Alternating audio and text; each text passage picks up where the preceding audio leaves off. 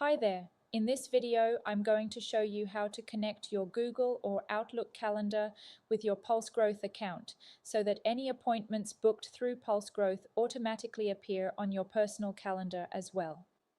Let's get started. First, head over to the settings, then click on My Profile. Scroll down until you find the Calendar Settings section. Under the Calendars tab, click on Add New Calendar. Here, you'll see several options including Google, Outlook, iCloud, and others. Simply click on the calendar provider you'd like to connect. A new window will open where you'll log in using your calendar credentials.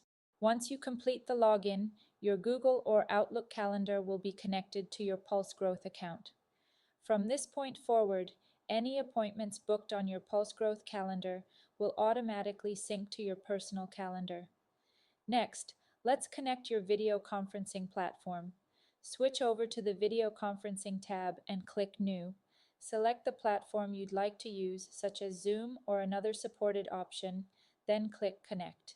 Log in with your credentials, and once that's done, your PulseGrowth account will be linked with your video conferencing app. This allows meeting links to be generated automatically for booked appointments. After everything is connected, scroll down to the Calendar Configuration section. Here, you'll choose which connected calendar PulseGrowth should sync appointments to. This is especially useful if you've added more than one calendar.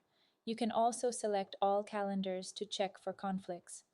This prevents double bookings by making sure PulseGrowth doesn't schedule multiple appointments at the same time across your calendars. Now let's set up automatic appointment reminders for your contacts. To do this, head over to the Calendars tab and then open Calendar Settings. Select the calendar you'd like to configure and click the Edit button. From here, go to Notifications and Additional Options. This is where you can enable automatic reminders for that specific calendar.